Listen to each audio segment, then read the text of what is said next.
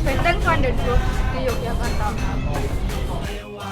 Jika kita melintasi Jalan Malioboro, di sepanjang jalan tersebut sampai titik 0 km tidak hanya berdiri bangunan pertokoan, melainkan pula bangunan peninggalan masa kolonial.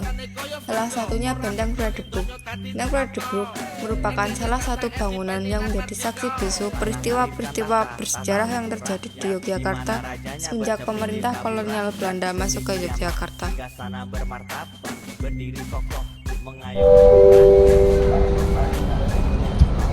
Berdirinya benteng ini di Yogyakarta tidak lepas dari lahirnya Kesultanan Yogyakarta. Keraton Kesultanan Yogyakarta pertama dibangun pada tanggal 9 Oktober 1755. Setelah keraton mulai ditempati, kemudian dibangun bangunan pendukung lainnya seperti Pasar Gede, masjid, alun-alun, dan bangunan pelengkap lainnya. Kemajuan keraton semakin pesat sehingga hal ini membawa kekhawatiran bagi pihak Belanda. Oleh karena itu, pihak Belanda mengusulkan kepada Sultan agar diizinkan membangun sebuah benteng di dekat keraton. Pembangunan benteng tersebut dengan dalih agar Belanda dapat menjaga keamanan keraton dan sekitarnya. Akan tetapi, di balik dalih tersebut, Belanda mempunyai maksud tersendiri, yaitu memudahkan Belanda dalam mengontrol segala perkembangan yang terjadi di dalam keraton. Letak benteng yang hanya satu jarak tembok meriam dari keraton dan lokasinya yang menghadap ke jalan utama menuju keraton menjadi indikasi bahwa fungsi benteng dapat dimanfaatkan sebagai benteng strategi, intimidasi, penyerangan, dan blokade. Dengan kata lain, bahwa berdirinya benteng tersebut dimaksudkan untuk berjaga-jaga apabila sewaktu-waktu Sultan berbalik menyerang Belanda dan berubah memusuhi Belanda. Pada tahun 1760 mulai dibangun sebuah bangunan yang digunakan sebagai benteng komponi. Bangunan benteng ini masih sangat sederhana dan pada tahun 1767 oleh Gubernur Pantai Utara Jawa di Semarang meminta kepada Sultan agar benteng tersebut dibangun lebih kuat untuk menjamin keamanan orang Belanda. Berkat izin Sri Sultan Hamengkubuwono I, pembangunan benteng selesai pada tahun 1767 dan di bawah pimpinan Gubernur Johannes Schwieber diresmikan menjadi benteng komponi dengan nama Rustenburg yang artinya tempat istirahat. Benteng Rustenburg mengalami perkembangan yang cukup pesat dan pada tahun 1867 di Yogyakarta mengalami gempa bumi hingga benteng memerlukan perbaikan. Setelah pembugaran selesai oleh Daimler, nama benteng Rustenburg diubah menjadi benteng Brandenburg yang artinya perdamaian. Seiring dengan berjalannya waktu, benteng ini merekam peristiwa-peristiwa penting yang terjadi di kota Yogyakarta. Pada masa penguasaan Inggris 1811 sampai dengan 1816, benteng ini dikuasai oleh pemerintah Inggris di bawah penguasaan John Crawford atas perintah Gubernur Jenderal Thomas Stamford Raffles. Pada masa penguasaan Inggris terjadi peristiwa penting di tempat ini, yaitu terjadinya penyerangan serdadu Inggris dan kekuatan-kekuatan pribumi ke Keraton Yogyakarta pada tanggal 18 sampai 20 Juni 1812 yang dikenal dengan peristiwa Gegersholt. Pada 5 Maret 1942, ketika Jepang menguasai kota Yogyakarta, benteng ini diambil alih oleh tentara Jepang. Beberapa bangunan di benteng Fradeburg digunakan sebagai tempat tawuran orang Belanda dan orang Indonesia yang melawan Jepang. Benteng Fradeburg digunakan pula sebagai markas KPI dan juga sebagai gudang sejarah serta amunisi tentara Jepang. Pasca proklamasi kemerdekaan Indonesia tahun 1945, benteng ini diambil alih oleh instansi militer Republik Indonesia. Namun ketika terjadi peristiwa agresi militer Belanda pada 19 Desember 1948, benteng ini dikuasai oleh pasukan Belanda pada tahun 1948 sampai 1949. Belanda menjadi benteng ini untuk markas tentara 4J Informat for Geheimen, yaitu Dinas Rahasia Belanda.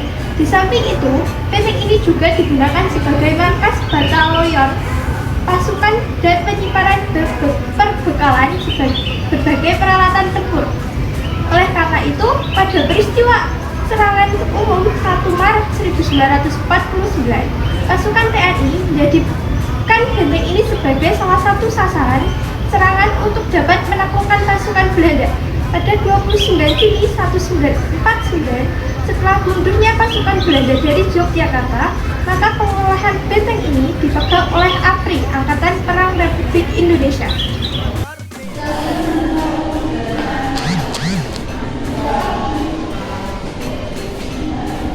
Prajurit Pangeran Diponegoro. Pada akhir bulan Juli 1825, di Selarong telah terkumpul beberapa bangsawan Yogyakarta.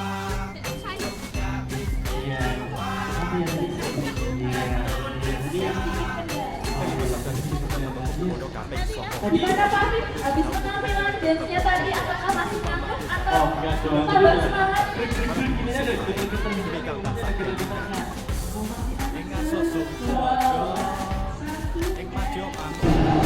Selanjutnya, Pangeran Diponegoro memerintahkan untuk memobilisasi penduduk desa di sekitar Selarong dan bersiap melakukan perang.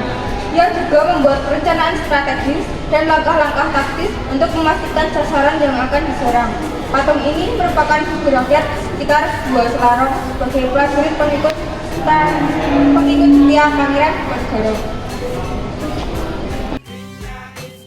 Pangeran Diponegoro menyusun strategi perlawanan terhadap Belanda di 2 Selarong. Lokasi: 2 Selarong di Dusun Kembang Putihan, Desa Buasari, Kecamatan Pajangan, Kabupaten Bantul.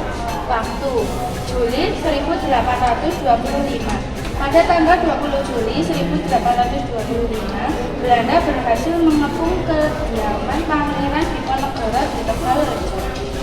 Pangeran Diponegoro dan pengikutnya meloloskan diri mundur ke desa, dilanjutkan ke Selarang. Di Selarang, Pangeran Diponegoro bermarkas sejak 21 Juli sampai 9 Oktober 1925. Selanjutnya, Pangeran Diponegoro memimpin sebuah jajaran militer. Anggota jajaran militer ini terdiri dari Pangeran Mangkubumi yang berkedudukan sebagai penasehat utama, Pangeran Ngabeni Jayakusumo yang berkedudukan sebagai panglima pengatur siasat perang, Ali Hasan Sentos Parawiraja berkedudukan sebagai panglima pasukan, dan Kiai Maja berkedudukan sebagai penasehat spiritual Islam.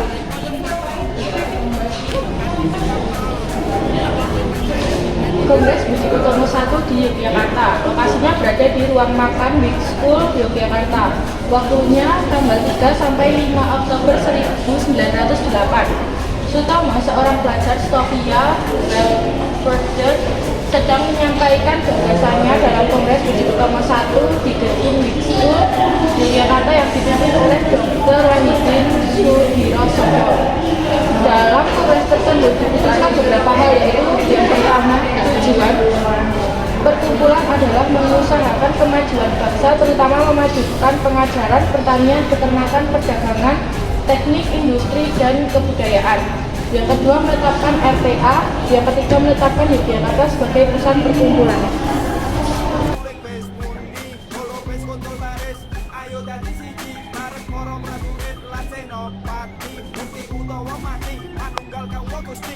Menyerang tanpa pasukan, menang merendahkan, kesaktian tanpa ajian, kekayaan tanpa kemewahan, tenang bagai ombak gemuruh laksana merapi, tradisi hidup di tengah modernisasi, rakyat dijajah desa milang korni, nyebarake seni. Lahirnya organisasi Muhammadiyah. Lokasi Kauman Gondomanan, Yogyakarta. Waktu 18 November 1918. Kiai diputuskan berdirinya organisasi Muhammadiyah di Yogyakarta. Gagasan ini kemudian didukung oleh para ulama. Akhirnya dalam rapat tersebut memutuskan menunjukkan Kiai Haji Ahmad Dahlan sebagai ketua dan Kiai Haji Abdullah Sirot sebagai sekretaris. Tujuan dari pendirian organisasi Muhammadiyah adalah untuk memurnikan akidah Islam, mengembalikan peridatan Islam berdasarkan Al-Quran dan As-Sunnah dan memajukan masyarakat. Adapun nama Muhammadiyah mempunyai arti pengikut Nabi Muhammad SAW. Pembukaan tahun guru pabrik gula di Jakarta. Masih sebuah pabrik gula di daerah istimewa Yogyakarta. Waktu tanggal 20 Agustus 1924. Raden Mas Suryo Pranoto, seorang pemimpin PFB Personel Pabrik Bot, sedang berdialog dengan salah seorang pemimpin pabrik gula di Yogyakarta. Ketika terjadi aksi pemogokan buruh di pabrik gula di sekitar Yogyakarta, aksi ini berhasil menaikkan upah buruh dari sebelum dinaikkan menjadi 15, yang berarti naik sebesar 50% dari upah semula.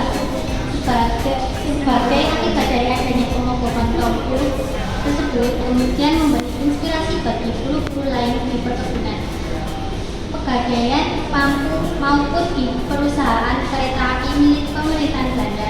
Oleh karena keberaniannya dilakukan pemogokan, kemudian Raden Mas Suryo Pranoto mendapatkan destaking Koni yang berarti Raja Mogok. Dirinya Taman Siswa berlokasi Jalan Langsung nomor 32 atau sekarang disebut dengan Jalan Gajah Mada nomor 32 Yogyakarta pada tanggal 3 Juli 1922. Ki Haji Dewantara sudah menyampaikan gagasannya pada saat dicetuskan berdirinya National Order Institut Taman Siswa. Sistem pendidikan yang ada di dalamnya melalui sistem awal yang berdasarkan pada kemerdekaan dan konsep awal. Kita bahwa organisasi Taman Siswa berasal dari sebuah forum yang mendiskusikan pendidikan yang berdasarkan kebijakan dan kepentingan rakyat Indonesia. Forum ini dinamakan Perkumpulan Selasa Kliwon. Forum ini diadakan antara lain MM Suwardi, Suryadi atau Ki Haji Dewantara, MM Sutatmo, Kusumo, MM Parjo Putro, DRM Sujono, Jido, Nomo Wonoboyo,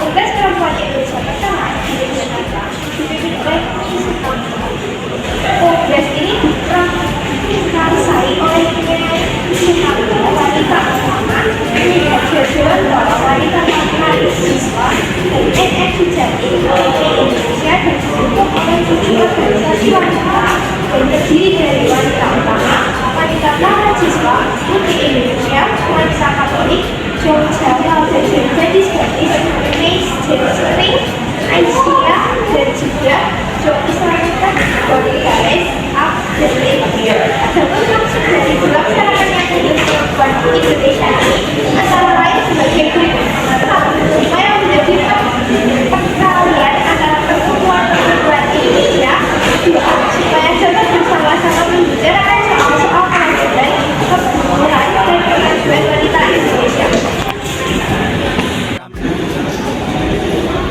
Kongres Yogyakarta di Yogyakarta, lokasi Jalan Joyokuran Jalan Intan 139, sekarang Jalan Irjen Pratamso 23 Jakarta. Waktu tanggal 25 sampai 31 Oktober 1926. Pelaksanaan Kongres Yogyakarta 11 di dalam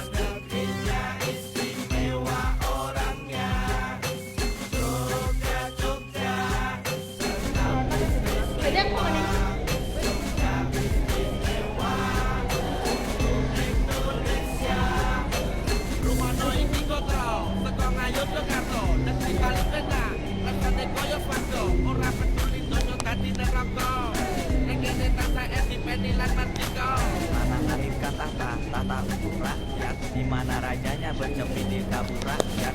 Yang laku singgah sana bermartabat, berdiri sosok mengayomi hati, memaju hayuning lawan sokok zaman perjuangan yang dimerdeka. Jogja istimewa bukan hanya daerah.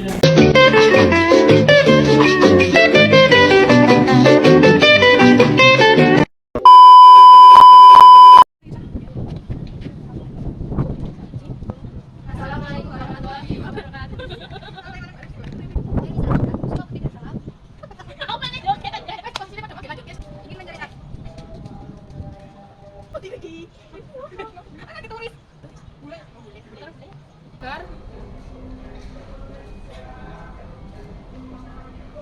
Guyu.